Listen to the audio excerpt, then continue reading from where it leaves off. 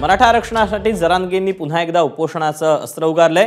आज जरांगेंच्या उपोषणाचा दुसरा दिवस आहे। दरम्यान उपोषणस्थळी अद्याप सरकारच्या वतीनं कोणीही आलं नसल्याचं मनोज जरांगेंनी सांगितलं। तर यावेळी बोलताना त्यांनी पंकजा मुंडे आणि धनंजय मुंडेंवर जोरदार निशाणा साधला। जो मराठा समाजाला त्रास देईल त्या नेत्याला विधानसभेत पाडणार असल्याचा इशारा जरांगेंनी दिला। आमच्या लोकांना, रायमोच्या लोकांना मारले, त्या महाजनवाडी बीड तालुक्यातल्या लोकांना तिथं तलवारीनं मारले।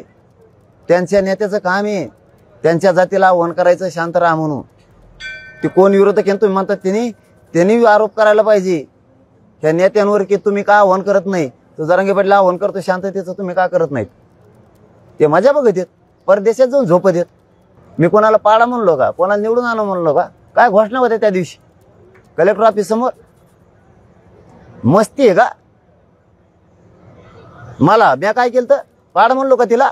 ज्या जातीचे लोक आमच्या मराठ्याला त्रास देतील त्या जातीचा नेता पाडणार आम्ही। वेळेप्रसंगी तिथं उमेदवार देणार नाहीत पण त्याला पाडणार। आल्याच विधानसभा जवळ। एबीपी माझा, उघडा डोळे बघा नीट।